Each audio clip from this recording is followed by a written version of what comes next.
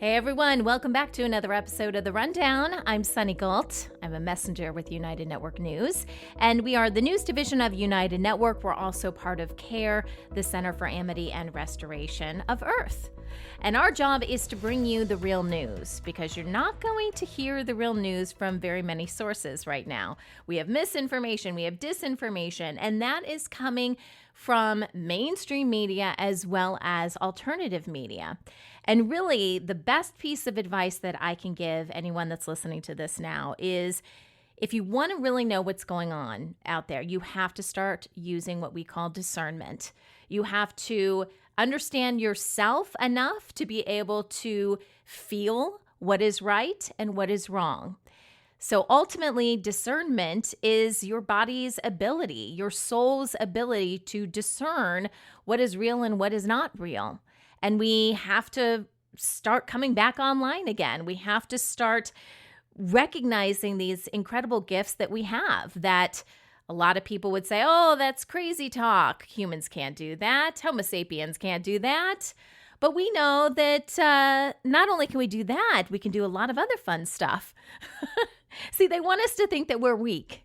And we're not weak. We're anything but weak. We are so powerful, especially when we come together. And that's why we do these news reports. It's to educate and inform and to let you guys know what's going on, because we need you to reclaim your power. You are so powerful. And it's time that we come together and we reclaim our world, our planet, our everything, our communities, right? So if you want to know a little bit more about who we are and what we do, I encourage you guys to visit our website, unitednetwork.earth. But we release a ton of content throughout the week. That includes news stories that the team and I put together for you guys. That includes stories from our field messengers, which are everyday people just like you guys that are reporting on what's going on in your community. And we also have updates from the Global Intelligence Agency, and the head of the GIA is Kim Gogan. I usually play sound bites from hers at the end of these episodes. I will give you a heads up though. As of right now recording, which is Saturday early evening Pacific time, Kim has not released a new report this week. I do have some stuff that I can read to you from a Telegram thread where she posted some stuff, and we kind of have a little bit of an idea of what's going on. So I will include that at the end. If she happens to release a video, because she did say she was going to try to get something out today, but I've waited as long as I can. So if she does release something, I will stop recording and I will go and grab some sound bites from that and share it with you. If not, and she does release something, let's say tomorrow, which is Sunday my time, then, we'll just wait till next week to release those sound bites. All right, so what you're listening to now is a week in review show. We go over all the stories that we talked about throughout the week because, like I said, we are putting out a ton of content, and we give you highlights of what was discussed. With everything, we encourage you guys to think critically, to ask your own questions as much as possible. We'll let you know, hey, you can look this up online or check this out, and do a little bit of digging. And determine for yourself, use that discernment that we just talked about, and determine what is true.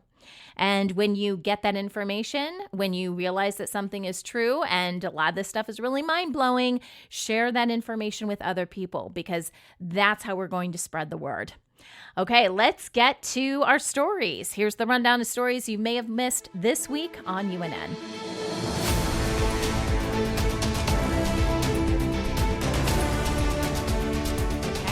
Speaking of our awesome field messengers, let's focus on those stories first. Now, if you're wondering what a field messenger is, that really is the heart and soul of what United Network News is all about. And we do have more information on our website, but these are people just like you that report on what's happening in their communities. Sometimes the content is a little more what we would think of as more newsy. Sometimes it's more community-based. Sometimes it's just reflecting on some of the cool things going on in where they live, right? Some community things or people doing good things in their community. We get all sorts of stories. So I'll do my best to kind of give you guys a rundown of those field messenger reports that came in this week. Some of these stories, you really do need to watch the video, but I'll do my best, guys. I'll do my best to give you kind of a play-by-play of what's in each story. We are going to kick things off in Japan with Akira. He is He went to the Aruma, I'm not sure if I'm pronouncing that right, air show, and that's, of course, in Japan. And it was really cool. This is one of those videos you just got to check out. If you've ever been to an air show where you've got like those fighter jets, right? And they're going in formation and they're flying all over the place and then they're turning around and get into a new formation. But he had a lot of information behind this. It wasn't just about the performance of this. By the way, they're called the Blue Impulse Flying Squadron. Very cool to see. And this is based on one of their national holidays that took place on November 3rd. But what was interesting is he was giving us information as we saw, the planes do these pretty incredible maneuvers. And he was talking about how the Japanese Defense Force is technically illegal. It's based on their constitution. And he goes and talks a little bit more about the history and how at least Japan ended up there. And the U.S. had a lot to do with that. So very interesting history there. Thank you, Akira. All right, Abril out of Mexico takes us to, let's see, where is this at? She said it was close to Cancun, I believe, just outside of Cancun. And it is a ceremony, a special ceremony that she attended. I think this was the first time that she went to this ceremony. It's a sacred tradition. It's rooted in the Lakota tribe and their traditions. And it's called, like I said, the Red Road ceremony. And I looked this up online because she was able to show us some visuals, but when you're dealing with ceremonies, sometimes they want to keep that stuff private, right? Which makes a lot of sense. But this is something that lasted, she said, more than 14 days. So a little over 2 weeks, I guess. And I looked it up because I wanted to know why Red Road? What exactly is a red road? It's a metaphor, according to some information I found online, for living a spiritual way of life, and it represents balance and harmony with all living things. So it was really cool. They slept in tents, they ate together, they communed with each other, really bonded, even with someone like Abril, this was her, first time getting involved in all this. She said they were very welcoming, and it looked like she had a really good time. All right, Stanislaw out of Poland talks about an anniversary, a 45th anniversary in his country of the August Agreements. And this led to the creation of the Solidarity Movement under communist rule. And he discusses the struggles of the Polish people and their work to continuously restore the country. It has been an uphill battle. This is something else I had to look up because I wasn't real familiar with Poland's background, their history. And what I found out is this idea of solidarity, okay? This became a huge civic movement, and it represented the Polish nation's yearning for self-determination, right? To break away from communist rule, be able to do things in a sovereign way. It restored the idea of civil society where ordinary people could speak using their own voice against authoritarian power. So very powerful. And this was the 45th anniversary, and Stanislaw told us all about it. Very interesting history there. Ruth out of California. She was feeling a little bit under the weather. And Ruth, I have to tell you, I'm based in California too. She was talking about some of those strange looking things in the sky that come from those planes that some people think are contrails. We call them something else, right? We call them chemtrails. It's a very real thing. And I saw them spraying. This was probably about a little more than a month ago. And I thought, oh no, I hope I don't get sick. And lo and behold, I ended up getting sick. There could be a lot of things that cause that, but it sounds like Ruth was going through something very similar to what I had as well. So she had a lung infection, and she tells us how she used these natural remedies to overcome it. So she talked a lot about some of the natural things that she used, teas and other herbs, things like that, for her throat. But then the main part of her story was about this infrared lamp that she really thought was the key to clearing out her lungs and to heal faster. Now, infrared is different than red light, okay? So those are two different things. Infrared is more of a heat lamp that warms the skin. It's used a lot in physical therapy. It's great for your skin, your muscles, or even sometimes to heat a room. if you're trying to reheat food, which we know isn't probably the best thing to do, but a lot of times they use infrared lamps for that. So I just want to let you know it's a little bit different than red light, even though it looks red, right? So Ruth is basically just sharing her experience, something that worked for her that you may want to consider, if you experience, some illness especially, dealing with your throat and really wanting to clear all that stuff out. All right, Amy out of New Jersey talks about a bronze statue in Barnegat Light. That's in New Jersey. She's talked about this place before. And this statue is of a lightkeeper, and it honors the lighthouse keepers who served there. And, it's obviously part of a port. You would have a lot of ships coming in. And the importance of lighthouses, if you've ever done a deep dive on that, is really interesting. I kind of think there's a little bit more to lighthouses than what we're told. Not really sure what that is yet, but I get this kind of tingly feeling whenever I learn a little bit more about lighthouses. And obviously, it was a way for ships to know how close the coast was and to help guide ships in. And for someone who ran a lighthouse, and a lot of times there were whole families that were part of this, it was a very important responsibility, right? So we learned a little bit more about their lifestyle, how their whole family would get involved. You think about these really tall lighthouses and how they had to carry oil up for the light. I mean, there was a lot that was involved, and they had to calculate weather, keep track of different things. So very interesting, just kind of a behind-the-scenes look at what it took in the past to be a lighthouse keeper. All right, Emma out of Spain talks about their chipmunk dilemma. So if you guys know what chipmunks are, I actually grew up with them. I'm originally from Ohio in the U.S., and chipmunks are like squirrels. I guess they're part of the squirrel family, but I think they're a little bit cuter. They've had some cartoons. I think Disney had Chip and Dale, right? So that's basically what we're talking about here. The cute little, like tiny squirrels, I guess I would say. Not as bushy little tails, but very similar. And they are all over Fuerteventura. But what's interesting, we learned a little bit more about the history. So they are not native to the land. In fact, the backstory is that there were some people that brought some over as pets, and they got out and multiplied, right? And before you know it, because they love to multiply, you have tons of chipmunks. And a lot of tourists think they're really cute, which they are cute, and they will literally eat out of your hand. But this is becoming a nuisance, right? They are now considered an invasive species. And I believe she said they originally came from Morocco. So there you go. If you're ever over in Fuerteventura, don't feed the chipmunks. Where I lived in Ohio, they would climb in the trees, and you didn't really see them all that much because they were constantly in trees. But Fuerteventura doesn't seem to have as many trees. It's an island, right? And so, they're eating shrubbery and things like that, and that's not so good for the island. So there you go. If you ever go to Fuerteventura, watch out for the chipmunks. Annette out of Canada talks about the hidden realities of animal farming, specifically in Canada, but I think it's safe to say that we are seeing this all over the world. And that's everything from dairy cows to chickens.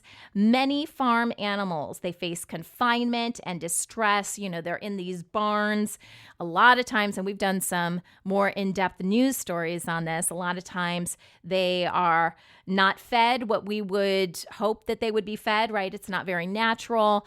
There's a lot of feces and a lot of death, a lot of disease.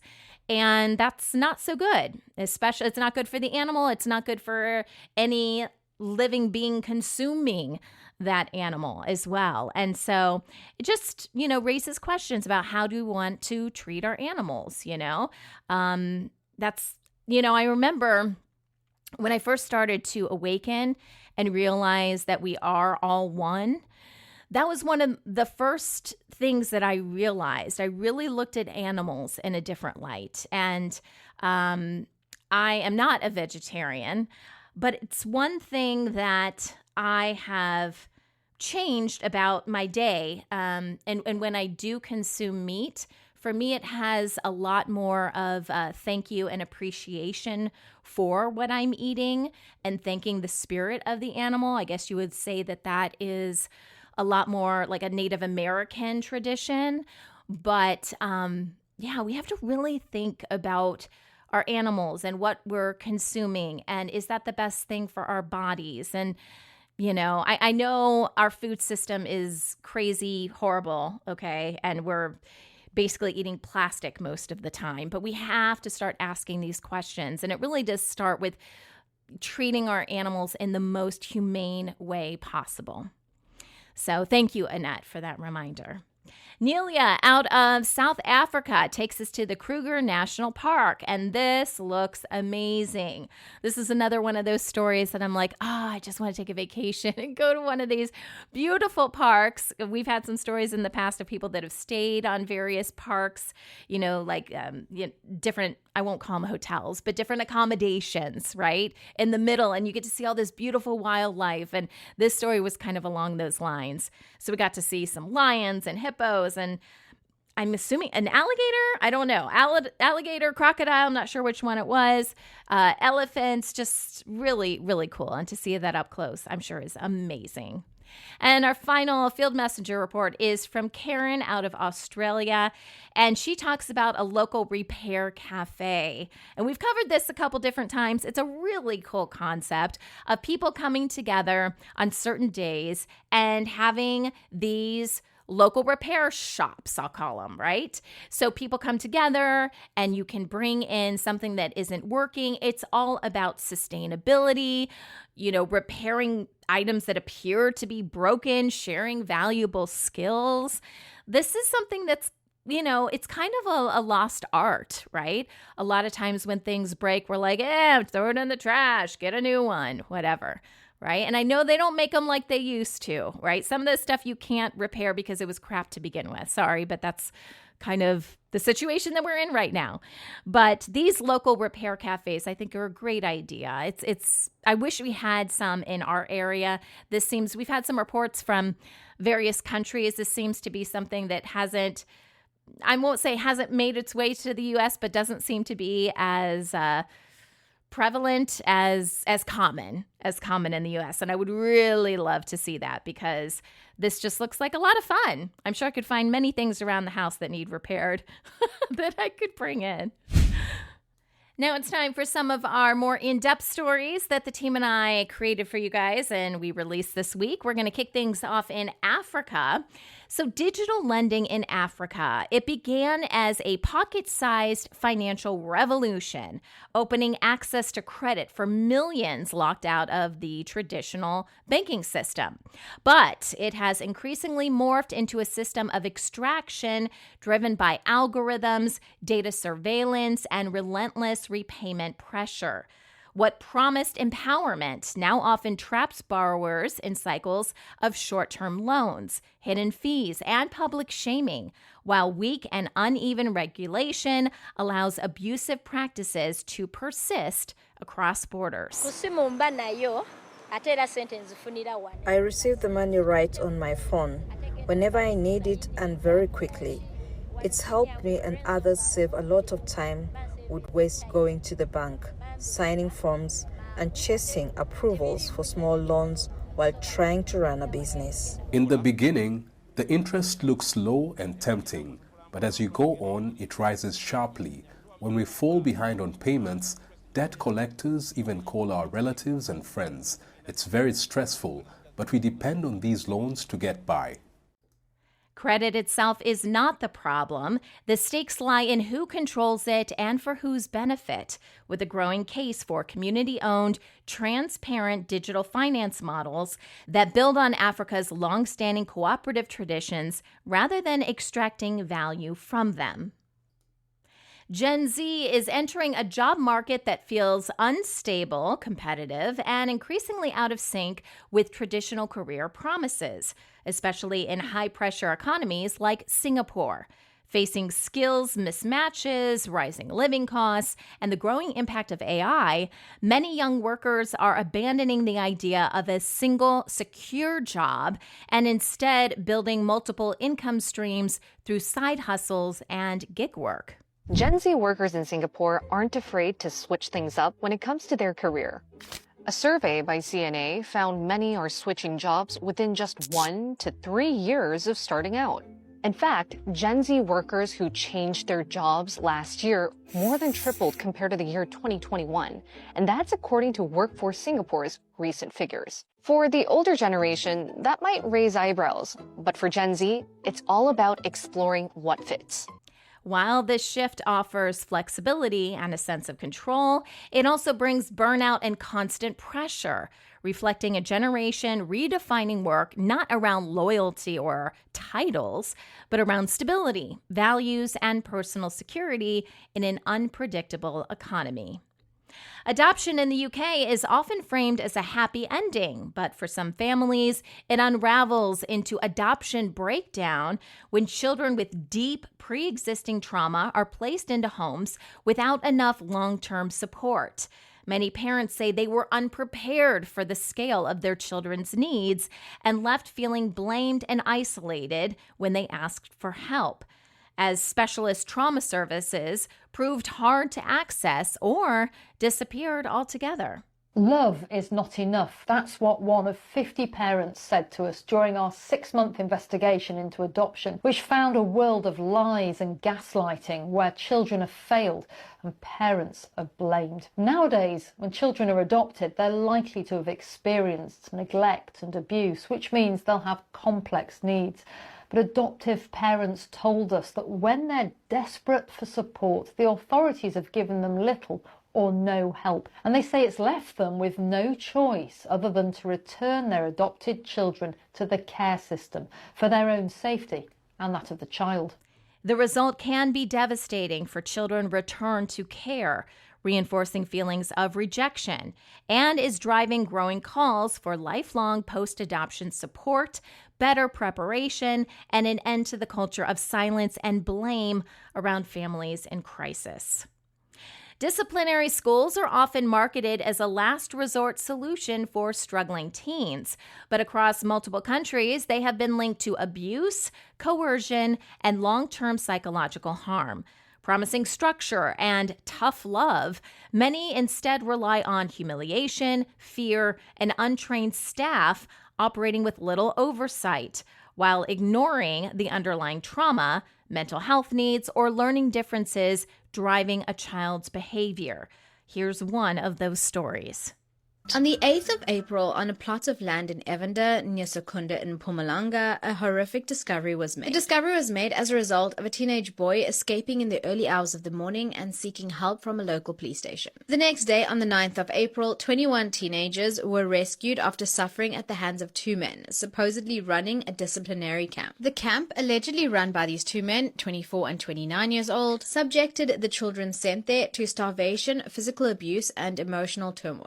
The escaped boy, who had been there for weeks after being abducted from his home, had been reportedly forced to swim in a muddy dam, cover his head in mud, and endure physical assaults with a sjambok and a pipe. A teenage boy also had his hands handcuffed behind his body for 5 days, leaving him unable to drink or eat properly. When the children were allowed to sleep, they were forced to sleep in flimsy tents, not allowed proper food or to clean themselves. Rather than offering a reset, these environments can deepen distress and leave vulnerable young people more damaged than when they arrived. In Indonesia, the Halal label has long been a trusted moral guide, but growing doubts are emerging as younger consumers question whether certification still reflects true Halal values or merely legal compliance. While most Indonesians still look for the logo, concerns over industrial slaughter methods, fake or uncertified products, and something called halal washing by companies have eroded confidence in the system. I don't think it's good enough for a Muslim in general just to say, okay, this person is certified and I'm happy with that. It's very important to make sure you recognize what is a true and genuine halal certification and try to stake out those certification bodies. Increasingly, halal is being redefined not as a symbol on packaging, but as a demand for transparency, ethical practices, and honesty across the entire production process. The European Union is ending its de minimis customs exemption by introducing a €3 duty on low-value e-commerce imports starting July 2026, mirroring a move already made by the United States. Aimed at closing loopholes, easing pressure on customs authorities, and leveling the playing field for EU retailers, the change will mostly affect parcels from large overseas platforms like Shein and Temu. The UK government is reviewing the de minimis tax exemption. Currently, imports under £135 enter without customs duties. This benefits platforms like Shein and Temu, but concerns UK retailers. Chancellor Rachel Reeves may end this to support UK businesses. Retailers like Sainsbury's argue it levels the playing field. The British Retail Consortium cites safety and ethical issues. Logistics firms warn of customs delays and higher consumer costs. Critics say it could burden consumers, especially low-income households. While that €3 fee may seem small, it signals a major shift in how Europe handles mass e-commerce. Volunteer fire departments across the U.S. are being squeezed as essential software platforms are bought up by private equity firms, triggering steep price hikes and forcing small donation-funded departments to either pay far more or risk losing critical tools. With volunteer agencies making up most U.S. fire departments, many now depend on systems controlled by companies far removed from local communities, turning basic reporting and coordination into costly line items. Volunteer fire departments across America are getting squeezed by Wall Street with 500% to 600% increases in crucial software. One firm, ESO Solutions, backed by Vista Equity Partners, bought up multiple competing software companies. Then they told Norfolk Fire Department their annual software cost was jumping from $795 to over $5,000. And when Norfolk tried to leave and get their own data back, ESO demanded $1,200 just to return the department's own records. This isn't about being anti-business. Companies deserve fair profits. But when you corner the market for essential public safety tools, then hold volunteer firefighters hostage with massive price hikes, that's exploitation.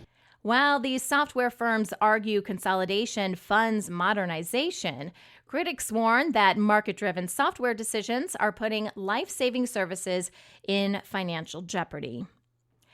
Women's use of performance-enhancing drugs is rising in fitness and strength sports, driven by competitive pressure, social media ideals, and the pursuit of muscles and leanness. Yet it remains largely hidden and under-researched. Here are some of the issues caused by women using steroids. There are serious risks to consider before enhancement.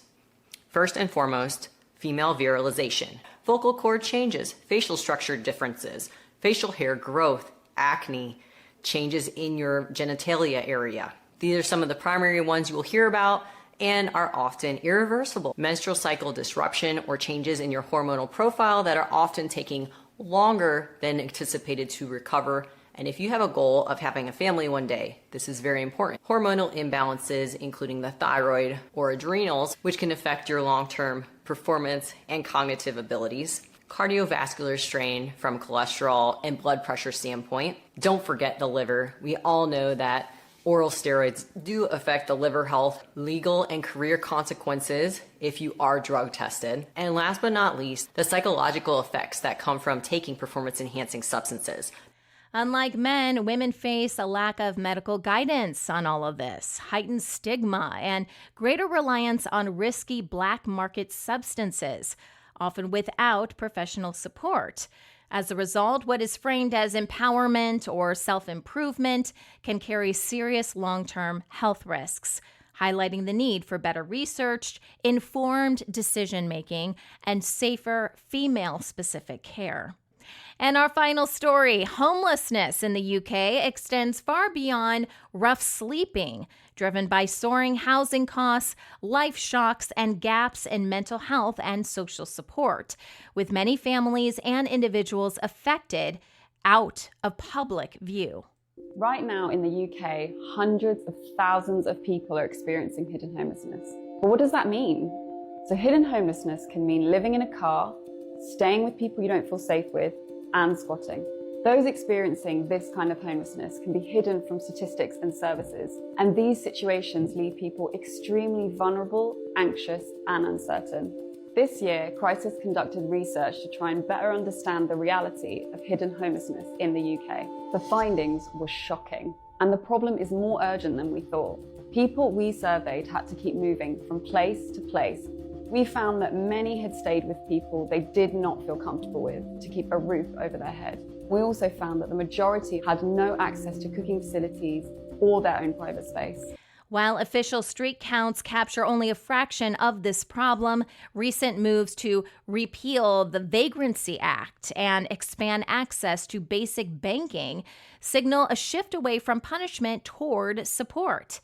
These steps alone won't solve the crisis, but they begin to remove barriers that keep people stuck, underscoring that lasting progress depends on affordable housing and early, sustained intervention. So this is the point in the episode where I would play some sound bites for you from Kim, from the Global Intelligence Agency. She hasn't been able to release a video since last week's rundown report, so I can't play any sound bites for you. However, I thought there was a really interesting post that she released, and let's see, this came out on the 7th, okay? This was a statement, and again, if you're not following, it's actually called United Network and then parentheses Care Announcements. You can search for that in Telegram, but that is a special group, and if Kim has anything she needs to say in between reports, it will go out on that channel, as well as any, actual video reports that are released, and our news reports are posted there as well. So that's a great way to get this information that I give you guys when I read her text messages. But let me go ahead and read this, and we'll talk a little bit about it because I think it's really interesting. So this is what she wrote. We are moving along with serious intensity. The base root of the problem has been found and how it works on every level.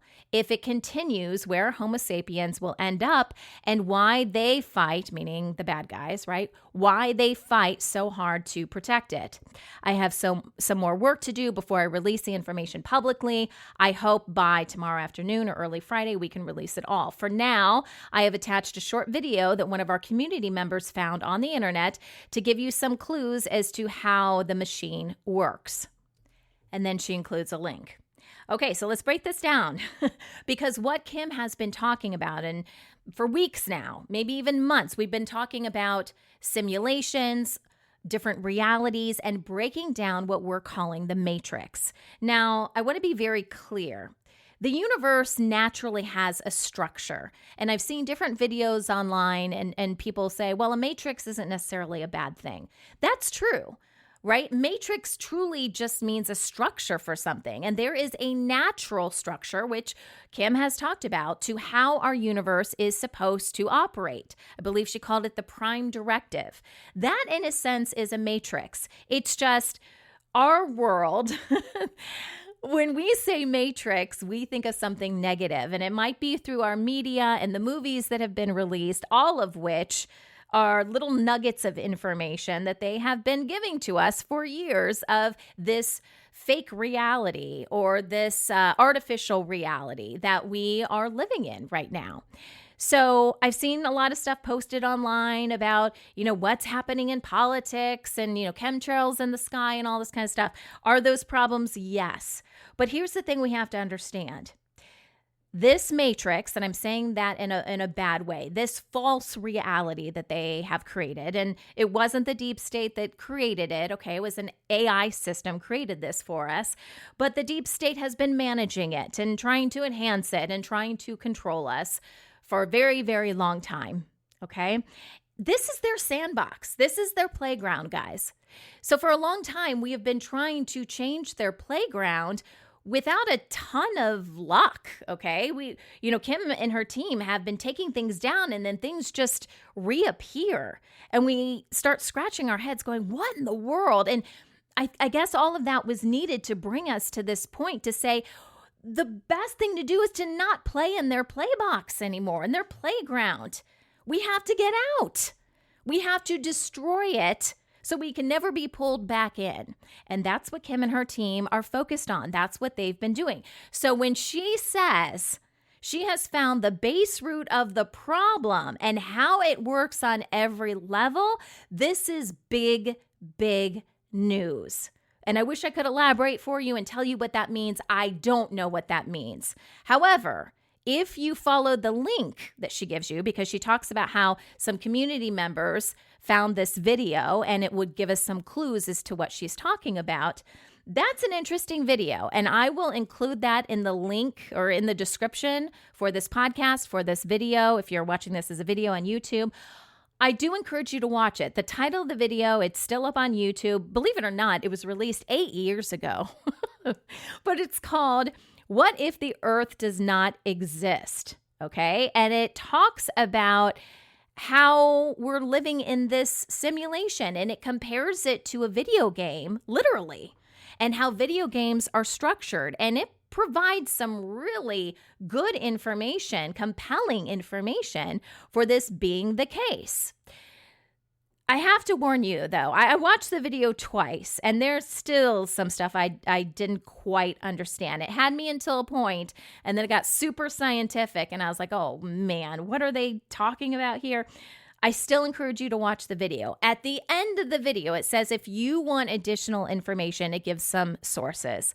And one of the sources is the Matrix trilogy. We've talked about this before. If you haven't watched the Matrix 1, 2, and 3, I think there's only 3, right?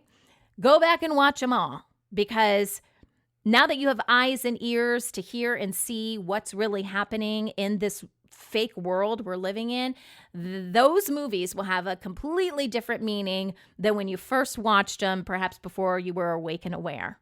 So I encourage you guys to go back and watch that. I did that a few months ago, so I didn't have to do that. But there was another movie that they mentioned that I had never heard of before, and it's called The 13th Floor. Now, if you search for it, spell out the word 13, because if you just type in 1-3, like 13th, using the numbers, you'll be directed towards some weird horror movie. That's not what we're talking about. Spell out The 13th Floor, and you should be able to find this. I think a lot of different services have it, especially the ones where you can watch it for free and just watch some commercials or whatever. I watched this a few days ago, and it was very enlightening, okay, because it talks about a time where a system has been created where you can create these artificial realities. And I don't want to give away the whole movie. If I say too much, you're going to have too much information. Things aren't going to be as interesting as they might be if I, just stop there. But it really makes you think, holy cow, how do you know if you're really living in the real world? Because you only know what you know based on your experiences, right? But if you were born into something, how would you really know? And that's what these characters struggle with. And it reveals a lot. And I'm really, really curious as to what Kim's going to say about all of this, because it has me questioning a lot of things. And other things are falling into place, and things are making a lot more sense. And if we are in this crazy simulation where they can just replicate buildings, on a dime, or just push out as many deep state people, we take them down and they just fly back out there, it makes a lot of sense. It's truly like a video game. Which makes me wonder why they even came out with video games, because it's so revealing as to their plans. I was like, gosh, you're telling us everything just by, giving us access to video games.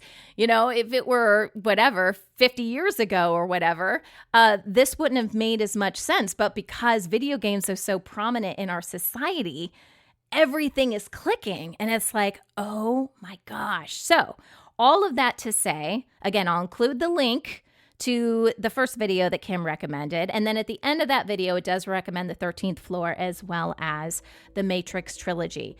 This is your homework. Go back and watch these and take some notes, because whatever Kim talks about in her next video is going to relate to this. And I think a lot more of what we're learning is going to make sense. So on that note, thank you for listening. Sorry, I know this is a little bit shorter without some of Kim's sound bites, but I appreciate you making it. I know this was a little bit shorter because we didn't have Kim's sound bites, but I know this episode was a little bit shorter because we didn't have all those sound bites from Kim, but I appreciate you guys making it to the end and you being here. If you want more information about us, again, our website, unitednetwork.earth, I would encourage you guys to become a member. That will give you instant access to any of the content that we release the moment it comes out. We do release everything about a week later on YouTube and Rumble, but we can't guarantee the stuff is going to stay up there. For example, I don't know if I told you guys this before, but I'm having issues with these episodes of The Rundown because I'll post them and they'll be made public, and then all of a sudden, at some point, a day later, a couple days later, they get marked private. Interesting, huh? Because if things are marked private, then a lot fewer people can see them. I think you have to be subscribed, or maybe it's even more than that. But you can't just naturally come across a video if it's marked private, and that's exactly what they want. So we are fighting them on all levels, guys. This is The Rundown, and I'm Sunny Galt for United Network News, signing off.